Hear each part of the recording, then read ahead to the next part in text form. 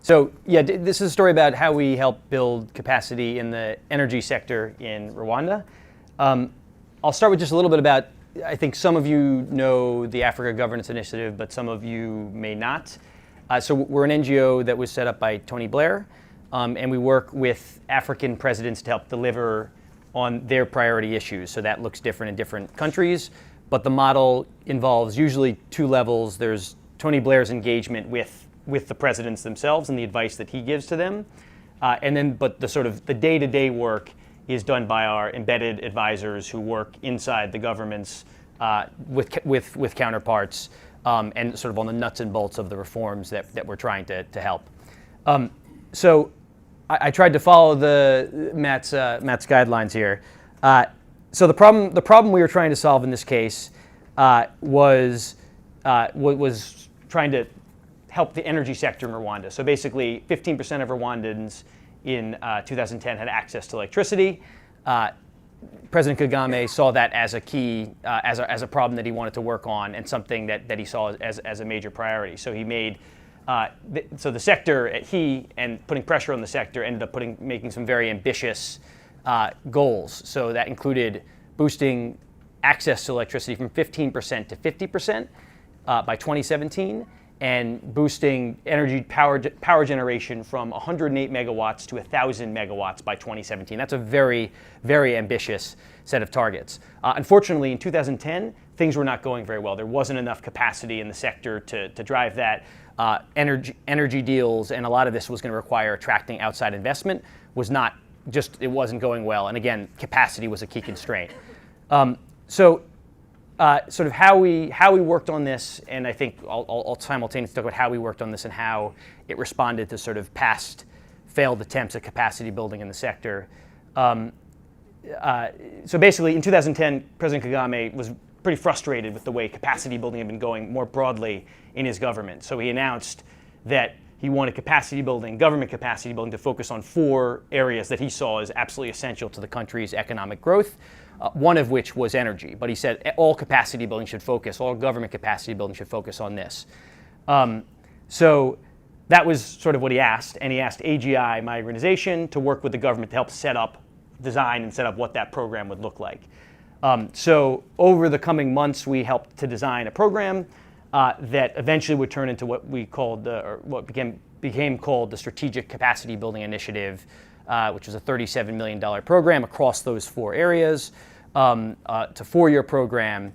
I'll talk about some of the results, which I think have turned out to be quite good over the last few years. But first, I'll just talk a little bit about how I think the design of the program responded to some of the past capacity building sort of challenges in Rwanda. So first of all, I think there's a piece about it being priority driven. So in the past, capacity building wasn't really focused around any sort of central themes. It was just sort of, one program here, one program there. This program very much focused on things that the government had defined as priorities. And even within, let's say, the energy sector, which is where I'll sort of focus what I'm talking about, the things that the program was focused on were things that were defined as key areas within the sector that we thought that the government thought was key to the growth and reaching that power generation target. I think the second piece was government ownership itself. The fact that this was a genuine political priority of the governments, I think is a really powerful thing. The fact the president himself basically said, "I want capacity building to focus on this," I think provided a huge momentum and focus throughout the program. And then I think the third thing is sort of the actual design of the project, which isn't particularly revolutionary, but I do think it responded in some key ways to mistakes from past capacity building programs in the country. So it basically involved bringing in outside experts who were paired with young Rwandan counterparts in various technical areas. And these young Rwandan counterparts are people who have been hired specifically for this. So it wasn't civil servants, it was sort of young, talented people to work very closely on these issues. And I think the way this responded to sort of past challenges was sort of a cliche you hear a lot, but I think it was true. Past capacity building programs in Rwanda had very much been focused on sort of fly-in, fly-out consultancies. This program said basically no experts being brought in unless they're committing to over 6 months and often much longer working in the country. And the second piece is sort of building on what Lant talked about yesterday in terms of delivery side by side with capacity building. The fact that the work that was being done is very much on the issues and not sort of separate training programs that are outside the country. So the actual capacity building is the side by side work of the counterparts with these experts on these various issues. Again, it's not revolutionary, but I think those things were key. So I think the results have been quite good, or have started to be pretty impressive, particularly in the energy area. So again, it's there's 4 different areas, but I'll focus on energy. In terms of outside investment, this program helped set up an energy investment unit, which is for the first time set up a whole structure for how the government is dealing with outside investors, and that's opened up a lot of a much more sort of structured approach to how that's going.